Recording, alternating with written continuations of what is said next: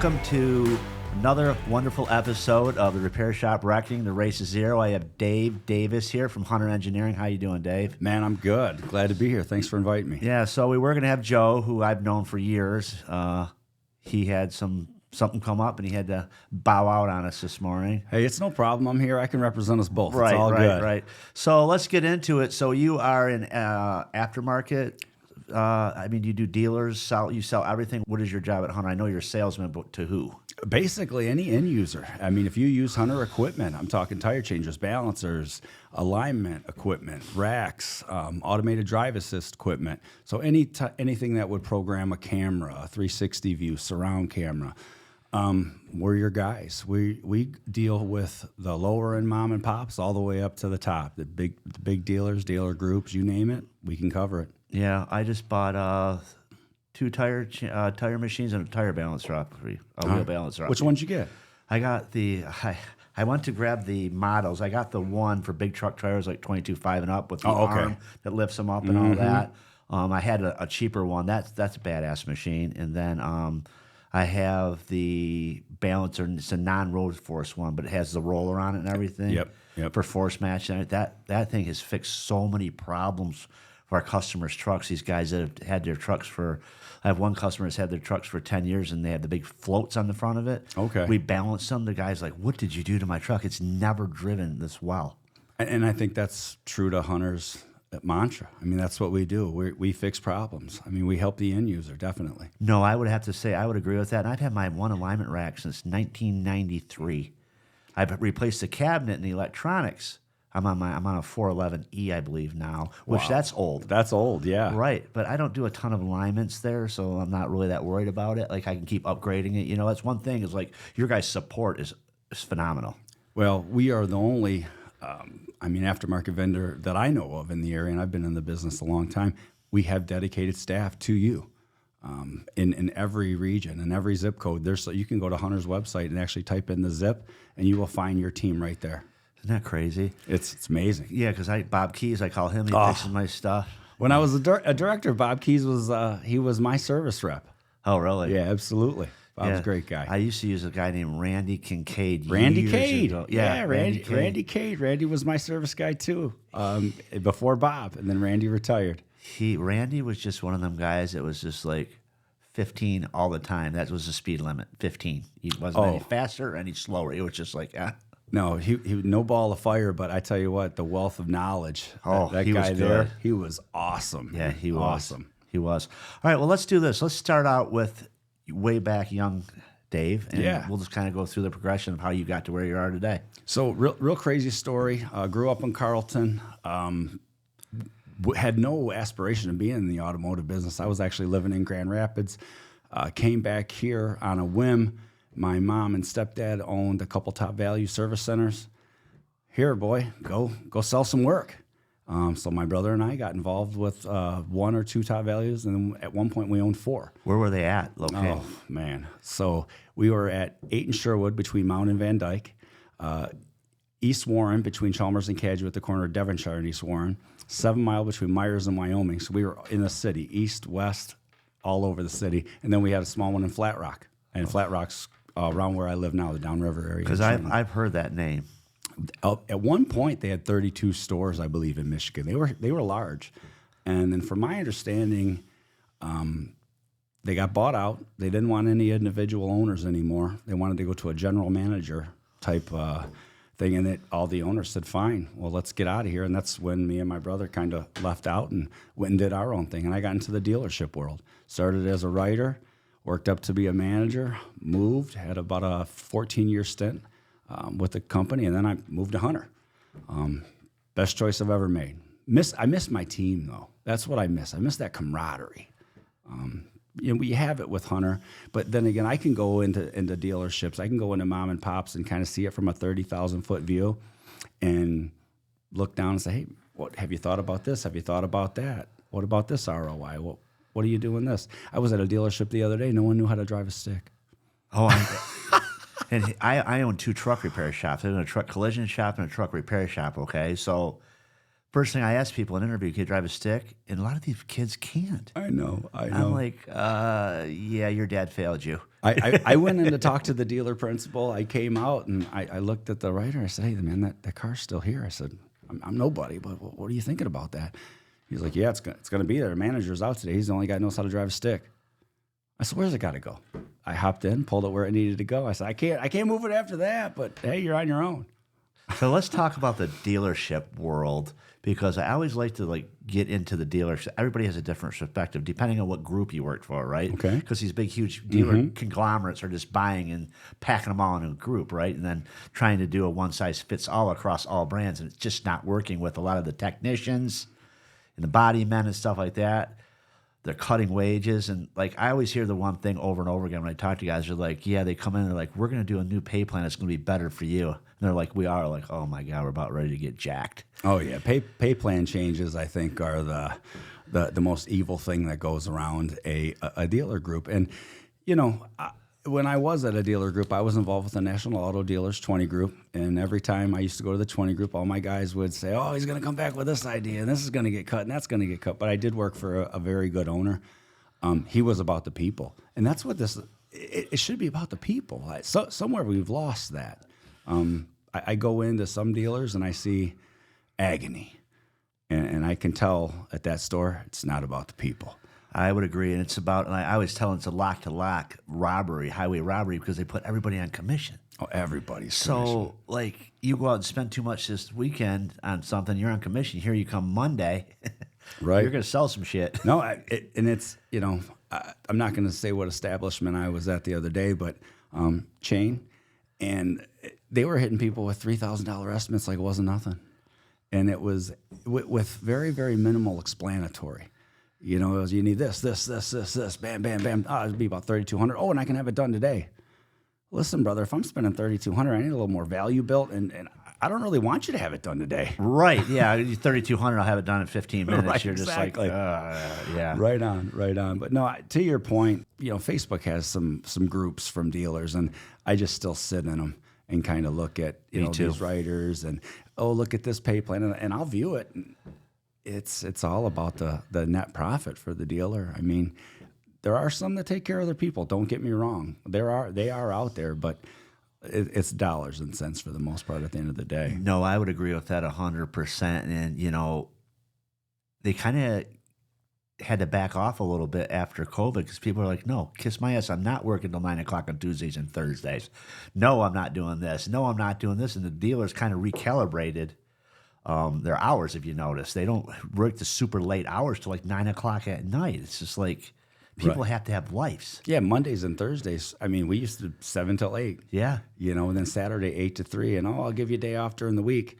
Well, listen, I got a family, couple of kids. I mean, it just doesn't work. Right, you got to go to my kid's baseball game. I got to work. Right, and I get it. You're signing up for that, but what I ended up realizing years ago, we had at my one shop. When Steve Garrett was the owner and I was just a small majority stockholder, he was of the opinion that you needed to work 8 till 8 at night or 8 till 9 at night, right? So we had a company that we worked for around the corner called Nabisco. Obviously, everybody knows who Nabisco is, right? Well, their trucks would off their route at 4 o'clock. So they would bring broken trucks over, and he'd be like, all right, we're going to stay, and we're going to get we worked till 9 or 10 o'clock every night, right? So we had a really great year, but two things happened. Number one, he put so much stock in taking care of that customer. Other customers kind of fall by the wayside, right? So they started shrinking. And the other thing is, we were paying so much in overtime because the guys were hourly back then. We really didn't make a lot more money. We spent a lot more money. You know what I'm saying? It was just trading dollars. So I came up with the idea when I bought him out and he retired. I changed when the 96 traffic was really bad. I'm like, you know what? We can't even get to work at 8 o'clock. It's so bad. So we changed our hours from 7 a.m. to 4 p.m. Monday through Friday at my shop. That's fantastic. And I didn't think nothing of it, but I'd never change it. It's great. The guys get there early. They get an extra hour to work in the morning because the phone's not really ringing because people really don't get to work till 8 o'clock. Right. If it's early. And they go home at 4, so they miss the traffic. Well, and then to your point, for what you've done, what's your time worth? Yeah. When you can put you don't have to put $1 on, hey, listen, you get home, you get your dinner, spend some time with your family, hey, you get here a little bit early, but I don't know about you, what time you get up? I'm up every day at 4:15. I get up, go to the gym. Some people are different. Some people like to sleep in, but 7 o'clock's a great start time. Yeah, I mean, that's a fantastic start time. right. I bet you could do it if you could get up and hit shops at 7 and Oh, leave yeah. at 3. Yep, that's my goal every day, to be on the road by 7. Try to be on the road by 7, hit 15 stops. If you can do that, you're doing well. And then, those 15 stops, this one ends up an hour. This guy doesn't have time for you. This other, it's just I got to be a chameleon. Yeah, with your job though, I mean, you end up becoming friends with these guys. Oh, absolutely. Like Joe will come by and he'll sit there and talk to me for 25 and 30 minutes in my office. Right. And I have a lot of, especially dealers, that my background's trickled to them. I had a dealer the other day he handed me his financial statement. He says, "Hey, look at this. Where's this unapplied labor coming from? What are your thoughts?" I sat down with him. I spent an hour and a half with him. I had to call 2 other people, say I'm going to be a little bit late.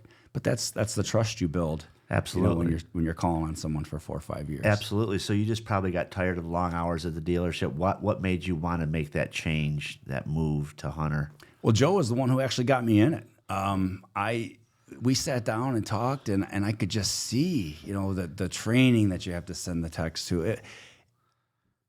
There's just a significant lack of talent, and I was tired of the 40 plates spinning in front of me, because it's you got the customers, you've got the owners, you've got the office manager, you've got the sales department. I mean, all these dealerships are put here to sell cars. They're not put here to service cars. That's a misconception that people think. I mean, they have to have service because they sell cars. Right. They have to sell parts because they sell cars. So service is hard. The back end of the business is difficult. Whether you're a mom and pop or whether you're at a dealer, the back end of the business is very difficult. And I spent a lot of years. I used to, service managers, service directors. Anybody listen to this? You guys know they plow snow. I do not miss plowing snow. Yeah. I do not miss salting. I miss the team. That's what I miss.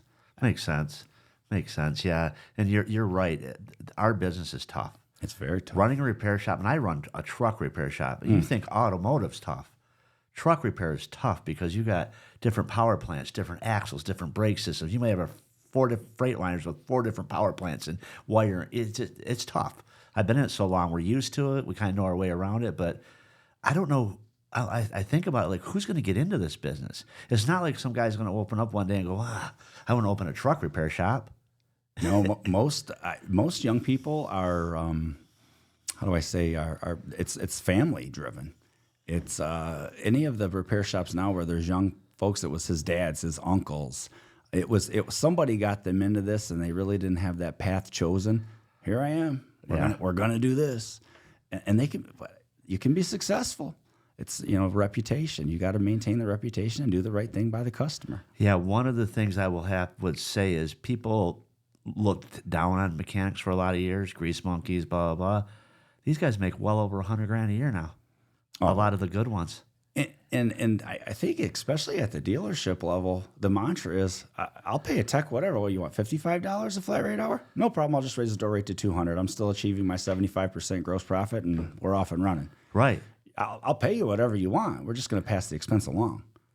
That's what I'm seeing. I mean, it's crazy. It is. Our labor rate's $217.78 an hour. Wow.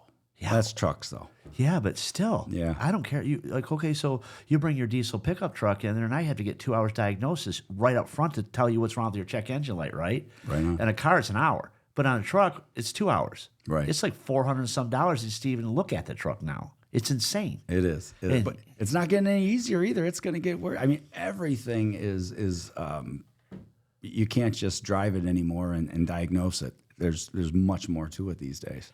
Yeah, I would agree with that.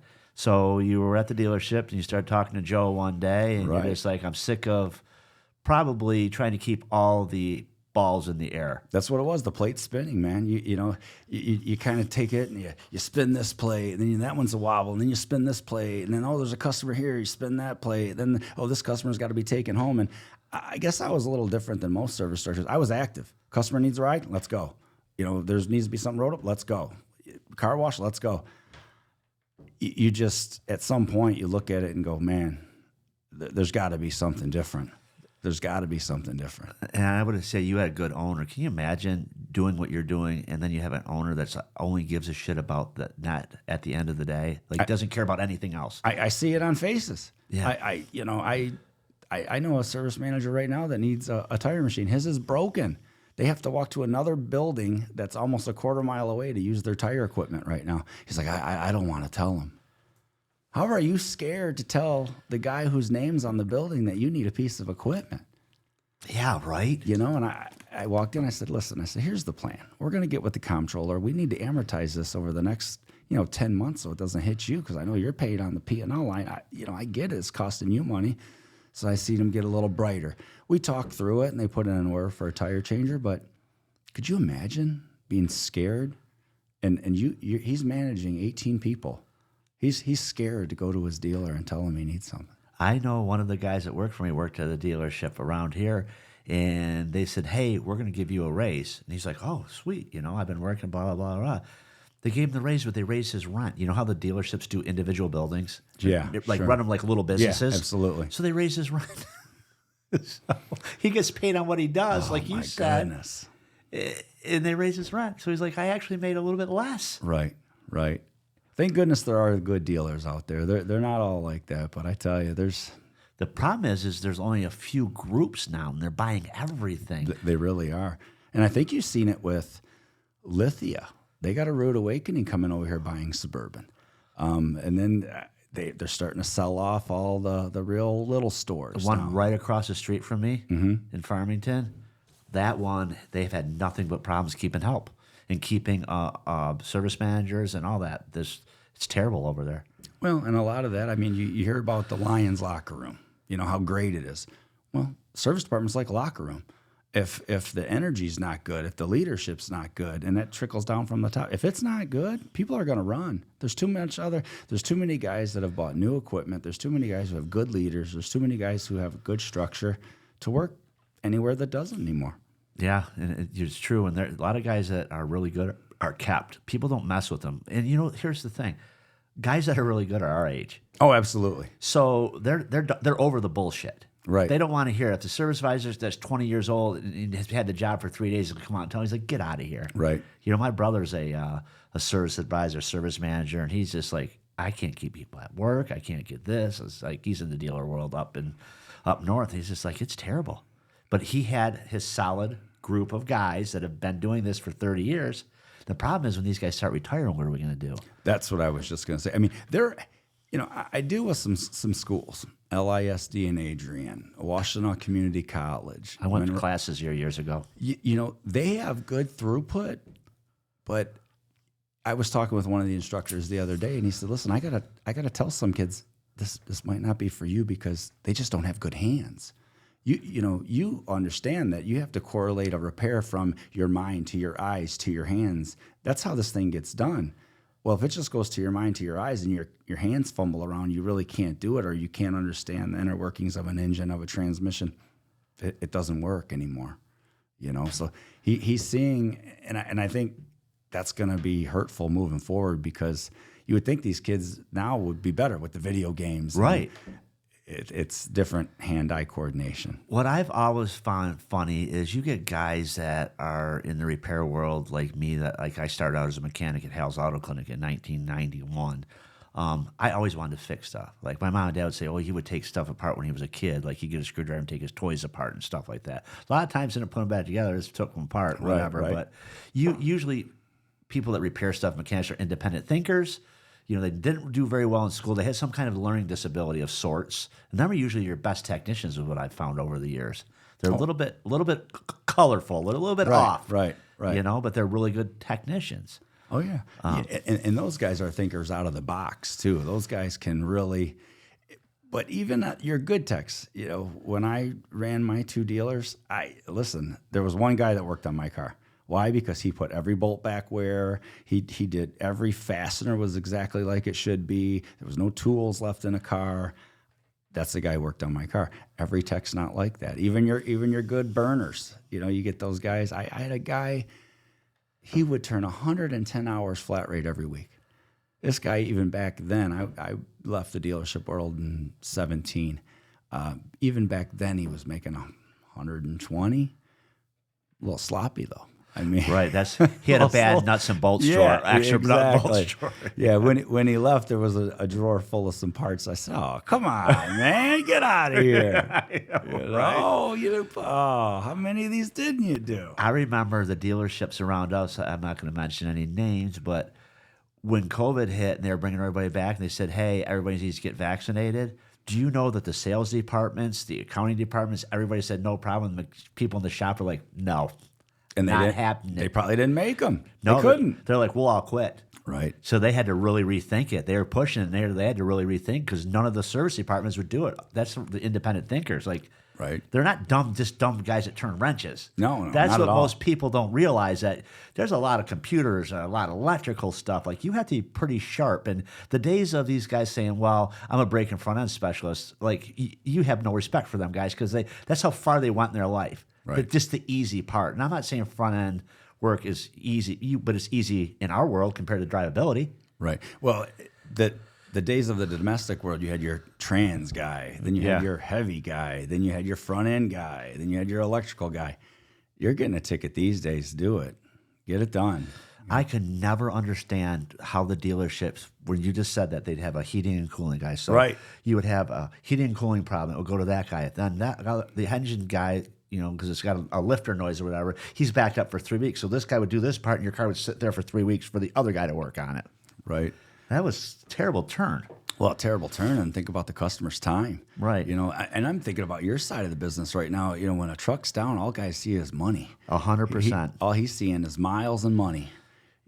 Customer, if you give them a car, you can pretty much, take their car for, a day, 2 days, 3 days, if they have something else to drive. You don't have that luxury on your side. No, and I will tell you, price is not a huge consideration for my customers. Okay. It is, you nailed it on the head. It's like, when can I have it back? Because right now, I sell this truck, I deliver these widgets, and I can't, number one, it's costing me, but it's costing me more because I can't deliver my widgets. Gotcha. So, yeah, it's a tough, people are like, when? Well, the problem we have right now, I have 3 guys. And I do the work with my 3 guys. I do the work, more work than my friends that own shops with like 7 or 8 guys, because I have guys that have been with me a long time. They come to work and they just work. Right. A lot of these shops, you have to see it. I would call it like they take a track around the dealership. You ever notice you go to a dealership, some of these dealerships, and there's always the same guy walking around. Oh, yeah. and the parts department is the meeting place for everyone. Everyone meets at the parts counter.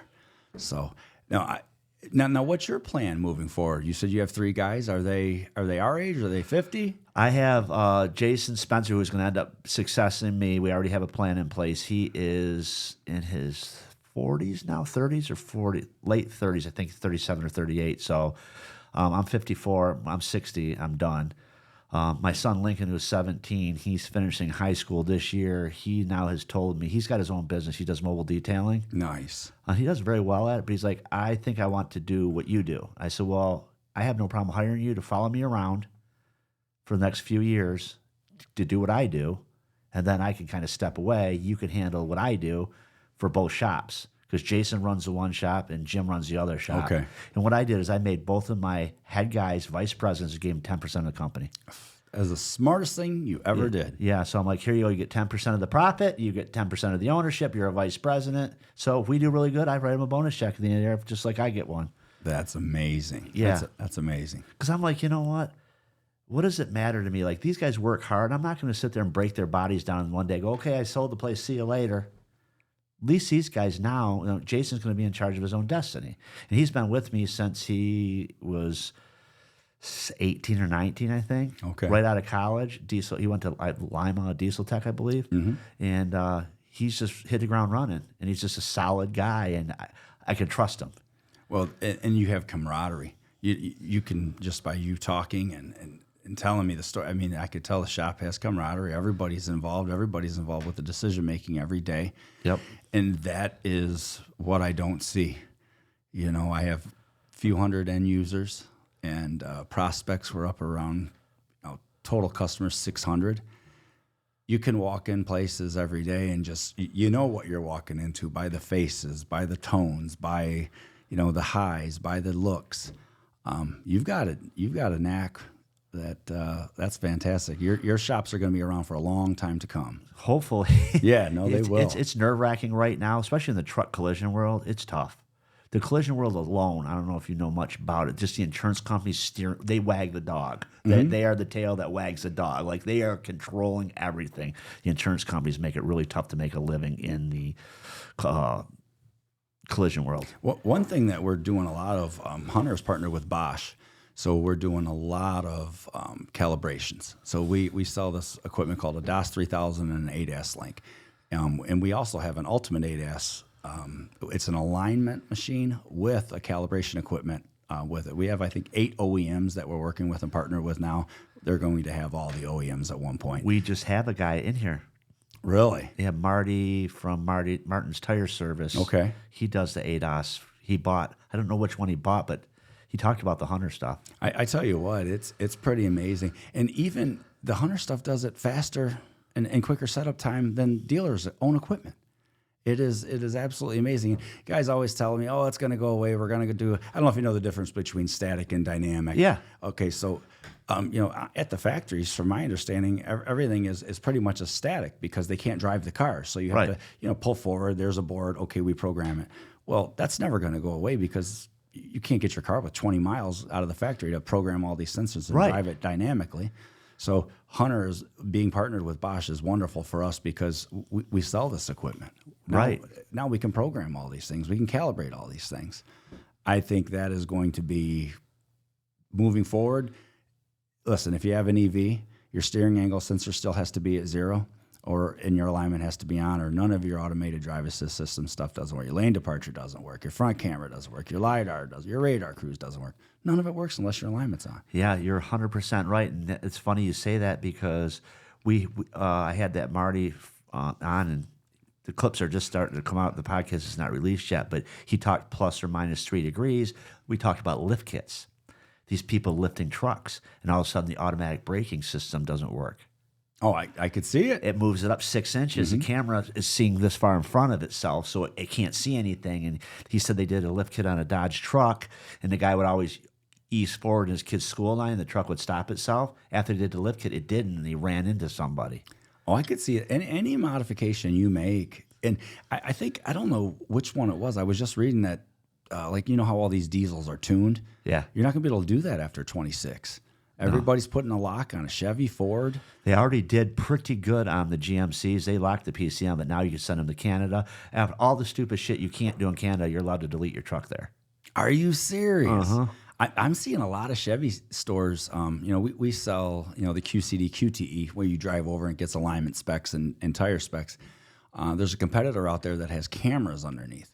And a lot of these, especially the Chevy, GMC stores, they're buying this technology because things have been deleted, and that cat package is not cheap. So you get a trade. Your manager didn't look underneath. Well, this you can actually roll right over it. It stores it on the PC, and then you can say, "Oh, cat's deleted. It's, your truck value's here rather than here." That's badass. Yes, I've seen it. It's a direct competitor of Hunter for QCD, QTE, but I still think with we have such a force because we're here. If you call me in 24 hours, you call me, your repair rep's going to be there. You call your repair rep 24 hours, he's going to be there. No one can touch us on the service side. Oh, I would agree. And your equipment lasts forever. I know. You're telling me. Yeah, right. The salesman wants his shit to break. Right. But when I started at Garrett Auto and Truck in 1995, we were using a Lite-A-Line still. Wow. From the 60s. 60s, yeah. That's the 60s. We had the special light bulbs, and we used strings and would shoot lines. Wow. When we got that, I don't remember what unit we got. It had Win 95, I know it, on it when I got it. And it had the batteries. They had that system was horrible. The batteries was always bad. Randy was out there going nuts. But that was like from 1960s technology into the 90s was just like, whoa. I think, Hunter equipment does last. I mean, everybody, one question I get, hey, do you have anything used? No. I mean, people will use this stuff until it just will not work anymore. I mean, I see people with 20-year-old hoists dumping $3,000, $4,000, $5,000 just to rebuild plates, rebuild slip plate. It's crazy to me, but they last. I just did all the cables on my alignment rack. How old is it? 1993. 3 or 4, I think we put it in. Exactly. I think it's on its second set of cables, the wheels, the wheels. That's really, and the rollers that keep it in check going up and down. It's a 4-post. That's it. But you couldn't say that about any of our competitors. And you know, I wasn't sold on Hunter when I was at the dealer world. Okay, I'll be point blank honest with you. I made the mistake. I had to outfit for this. You know, the manufacturer was coming out with a new truck, and I had to buy this big rack. And I said, you know what? I'm going to buy this bin pack rack. Yeah, I know. You want to? 5 years later, I'm looking at that, and all my guys are laughing at me. They're just like, you don't know. I mean, we needed the Hunter. So then 6 years later, I ended up having to buy the Hunter. Yeah, I have a Sterloconi, which is a 50,000-pound 4-post hoist. Wow. With a walkthrough, so it's independent. Okay. So there's no crossbar.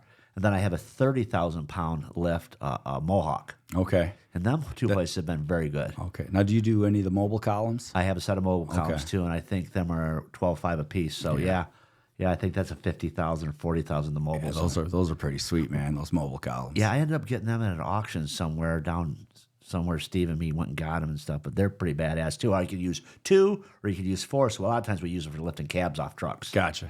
Now, who does your hoist inspections at the shop? EDI. EDI? Oh, Steve. Yeah. Our buddy Steve. Yeah. Yeah, he's one of my distributors. I like Steve. Good guy, good businessman.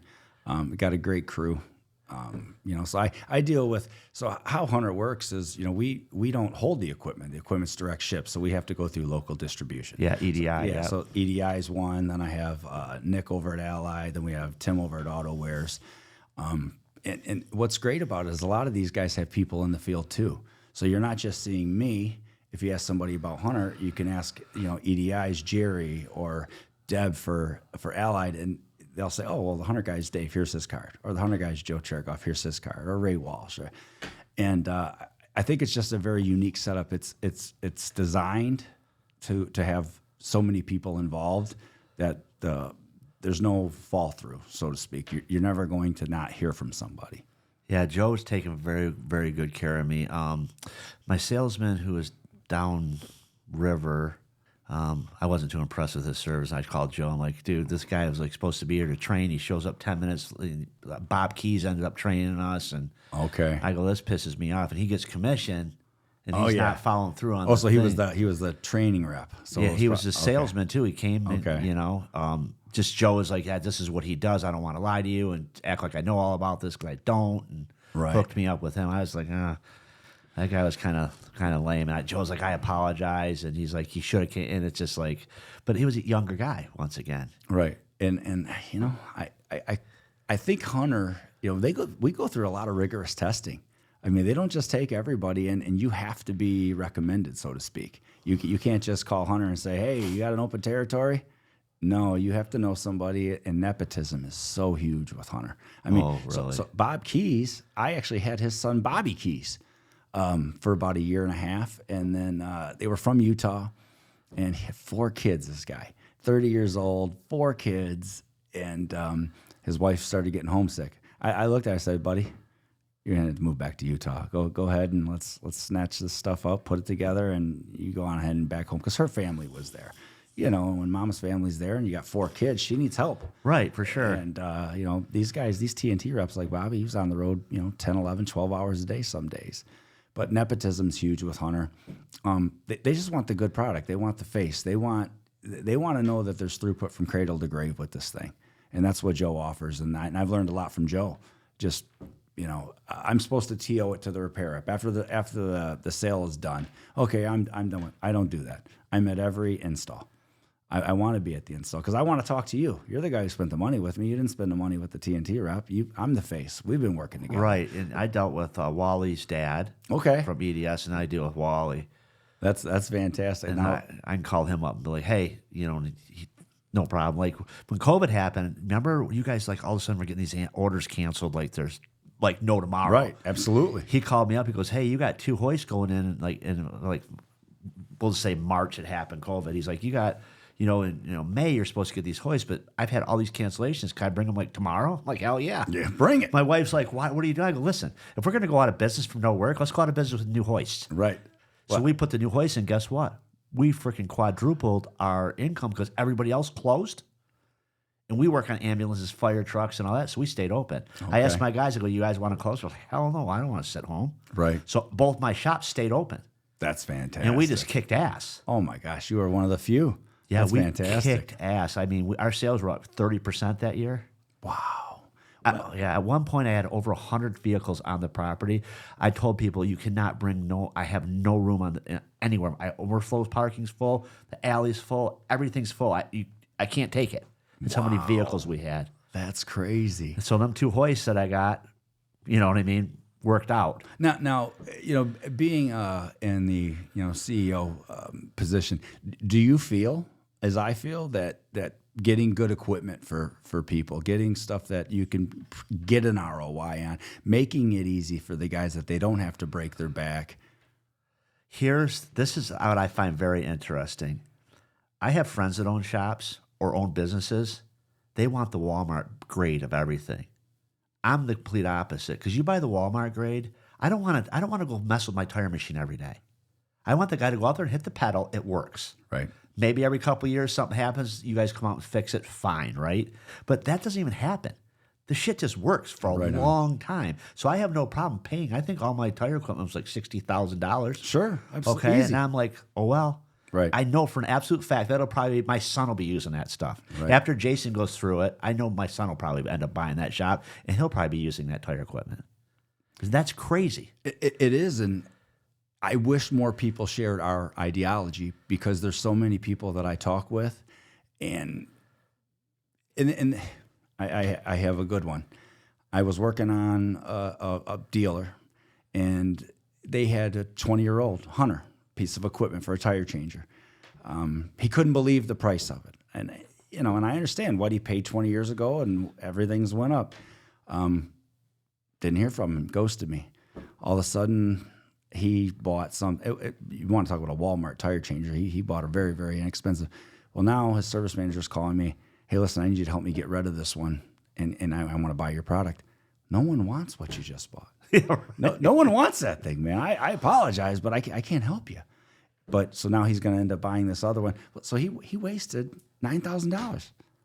No one wants this. And every once in a while, you come up with a good deal. Like Bob turned me on. There was a tire shop in Ferndale that bought a tire machine. My tire machine now, it's a Hunter. It does everything. It's got the little rubber things for, I don't remember the model number.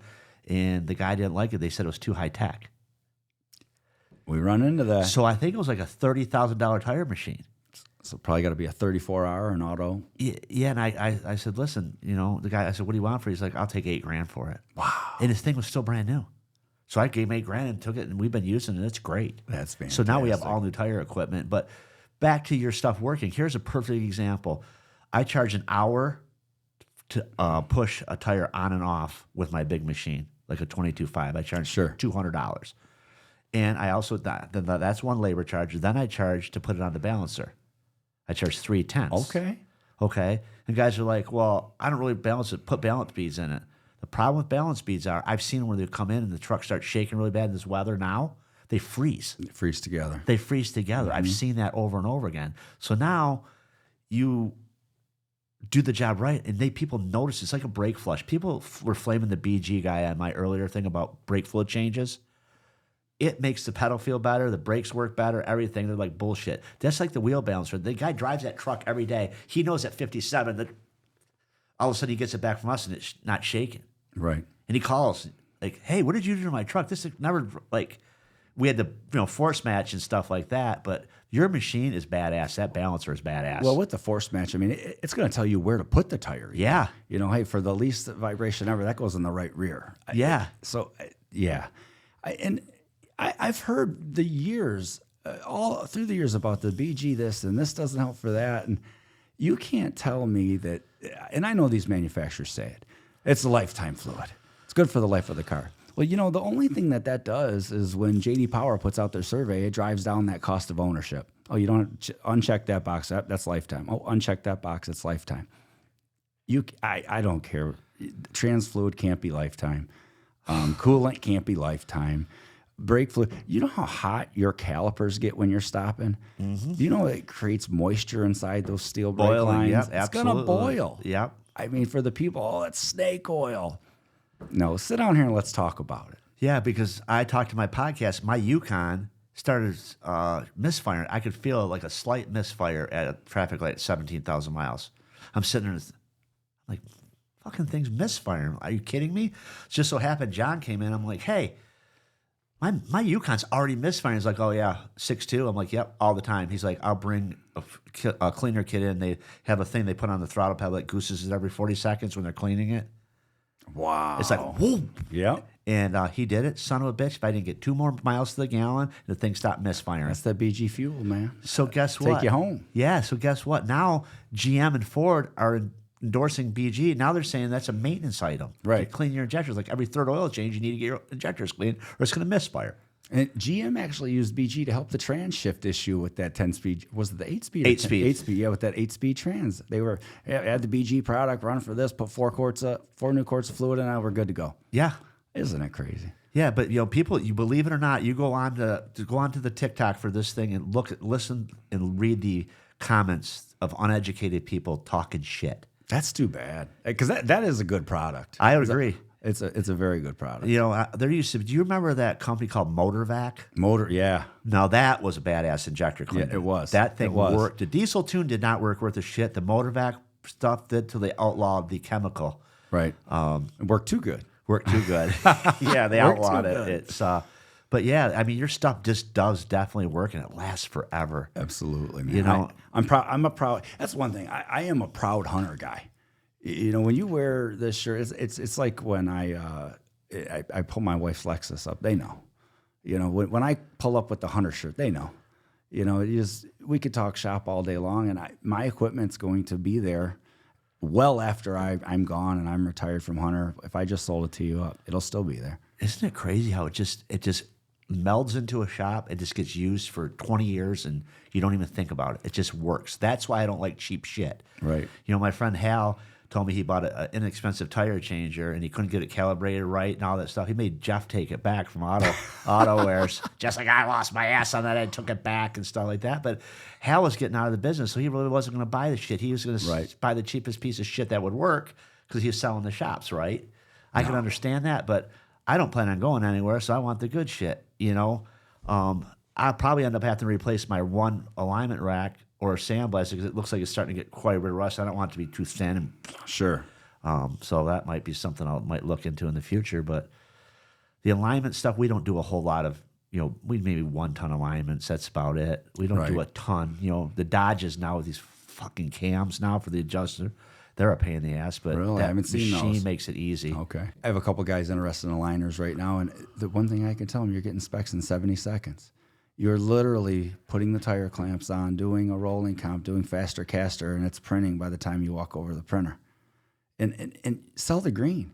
If it's green to your customer, everybody wants to hear, hey, guess what? Your alignment's on today. You really don't need one. Sell the green. If I had a service drive, I would definitely buy your that machine you talked about. Oh, the QCD QT? Yeah. My dad had talked about it in Penske Group. They had it, and he said it's just phenomenal. Everybody's alignment's out, especially in Michigan. Our roads suck. Oh, absolutely. Absolutely. Well, that's a QCD QT. Even with our Hawkeye Elite aligner, though, alignment specs in 70 seconds. You can pull it on the rack, put the clamps on, do a rolling comp, faster caster, boom, you have your alignment specs on your rack. So then you can either go forward and do an alignment or just back it out, whichever you do. I mean, everybody that I'm selling this Hawkeye Elite to, why aren't you offering free alignment inspections? Why aren't you being a captive market? Get out there. Have one of these young kids do it. I'll show them. Let's get it done. Yeah, it's funny you say that because when we got our first alignment machine, I did all the alignments for the first year. Nobody else did alignments. Wow. Because I'm like, listen, I'm going to know with this machine forward, backward. I'm going to know how to do everything. So when the questions come up, I can push these guys through it. Right. And I got really good at cams. And, you know, with the Fords back then, we were doing the upper cams and stuff like that. But that machine back then was like game changing. Now the one I have now, the 411, is like, holy shit, this thing's awesome. Right. Well, the new Hawkeye Elite, it's so intuitive. I mean, it has videos. If you're going to make an adjustment, it'll tell you what tools you need, what parts you need. It has part numbers. That's badass. It'll walk you right through it. I mean, you guys aren't into the frame sheet machines or anything. No frame pulls. I just have a tower at my body shop. I had them put pucks. Okay. Because of the big trucks once again. Sure. If it's something that's huge, I send it over to Ben Lee. Have Gotcha. you ever heard of that company? Ben Lee builds trailers and stuff like that. We had a gravel train that was going up, and he twisted the truck. He twisted the truck. I think it was 7 inches. Still could fix it? Bentley straightened it back out. I was like, holy shit. Wow. Yeah. So where do you see your truck repair going? I mean, with things that we're always shipping. These trucks are always on the road. I mean, where do you see that business in 10 years? Hopefully the money will be in my bank account. I mean, I always help them guys. I mean, I've been doing this for 30 years.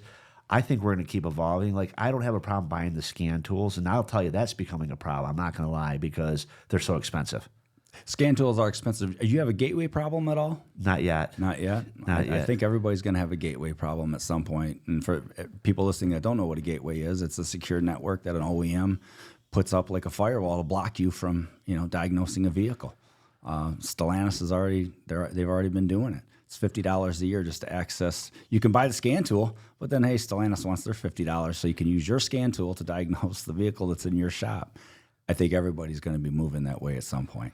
I was really surprised when we have had the IDS, now we have the IDS2, and now we have the FDRS, Ford OEM. Mm-hmm. Ford's been very accommodating to independent shops and fleet shops, if you will. GM, not so much. GM and Stellantis. Stellantis, I don't know about you. I'm not a Chrysler guy. Never been a Chrysler guy. Can't stand them. I think they suck. Yeah, I'm not a Chrysler guy at all. Yeah. Yeah. And now my friends that are Chrysler techs, they love them because they're always broken. Right. So, I think you're right, though, with the gateway problem.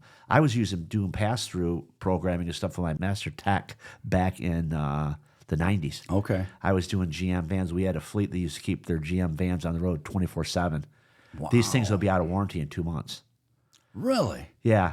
Wow. Do you remember when the new highlight taillight GMC vans came out with the 4.3? Yeah. Oh, yeah. Them vans were Okay. and they were going 500,000 miles before they were shitting the motors. Wow. And just regular mineral oil changes. I'll tell you, GM is getting very progressive, though. I spent the last year and a half working with a company, Adrian Steel, and we outfitted a mobile service vehicle that actually changes tires at your home. It has a tire changer and balancer on the vehicle. Oh. They've developed a system. So they had one vendor come in and do air. They had one vendor come in and do oil recovery. And then they had us come in and say, hey, what can we use for tire equipment? And I can't remember the name of it. It's the new EV. It's a big, tall one. I can't remember the name of that doggone thing. At any rate, but we have a center clamp tire changer, a TC33M on it, and we have a SWP Smart Weight Pro balancer right on there. They will come to your house and change 4 tires, do your oil change, top off your fluids, and do everything. And if you buy a GM starting next year, you get 1 year free of that. Okay, so me being cynical as I am, who the hell are they going to get to go out and work in this shit? That is what I thought, but I do like I like the initiative. I like the path. I think it's great because there are going to be those people, and I think it's going to take off in more southern states that it's going to up here. Definitely. But it just launched an ADA, and they had quite a bit. I've done, I think, probably 4 or 5 demos in front of GM staff and at the tech center. It's cool. It's they hold your oil to a vacuum while he's unscrewing the drain plug, and then it sits up there. Then they turn the vacuum the other way, and it goes right to the truck, and they don't get any on the ground. It's very novel. When we were first talking about it, how's this going to be billed through the dealer? Because if you take a service director and you say, hey, here's your $140,000 mobile unit, that thing's going to sit because A, you have to schedule for it, B, you have to have a tech in it, and C, it's getting all expense to me. How am I going to make any money anymore? You're right, because my brother said that Ford did the same thing. They built him this service truck that has to go out and do oil changes and stuff, and they said, yeah, it's $100,000 on your numbers. And he's like, right, exactly. How am I going to do this? Right. When you're giving oil changes for free. Right. And let's face it, the gross in tires is not the same gross markup as parts, and you can't, on a passenger car level charge the same labor rate that you would for 3/10 that you would a heavy repair. Right. So there's really not. It's a skinny margin. I think they're going to have to do it as a 4 or 5 way, and the whole dealership's going to have to encompass it. What I mean by 4 or 5 way is service parts. If it has a body shop, and then new and used cars. Everyone's going to have to contribute because this is going to be, something to build retention. This is a retention tool. We want you to buy 5 GMs, so we're going to come service them all at your house. I was a Ford guy. I had all Ford trucks. I switched from Ford trucks. I bought a F-350 dually with a 6.7 in it in 2012, and I had that truck for a year, and that truck was absolute piece of shit. Gearboxes, radiators, like under warranty. I had like 70,000 miles. I sold it. Really? I was just like, and I went to Duramax at that point. Okay. What did I have? I had a Yukon, and then I went to now I've had Duramaxes since 2018. Okay. And I like the GM platform. I like the engines. I think my newest truck's a 2024 with a new Duramax, and it's got the different pistons and the bigger turbo. The fuel mileage sucks. They've killed it. Gotcha. My 19 used to get in the 20s. Wow. Now, I went up north last weekend pulling my aluminum trailer, which doesn't weigh shit, with my side-by-side on it. I'm getting 11 miles a gallon in my diesel. I'm like, this is bullshit. No, it is. And every vehicle has got its new. I mean, for so many years, I was a Toyota guy. And we had a bunch of Sequoias, a bunch of Avalons. They were bulletproof. I would agree. They're bulletproof. I mean, I've never, even, all my years in repair, never seen the inside of a Toyota 5.7. Very, very few Avalon V6s you were ever inside. They don't have those issues. Now I have a Raptor, and I can read you down the list of the things that it's caused me in the last couple of years. So this is the end of part 1. Part 2 will be out in a couple of weeks. Make sure you catch it.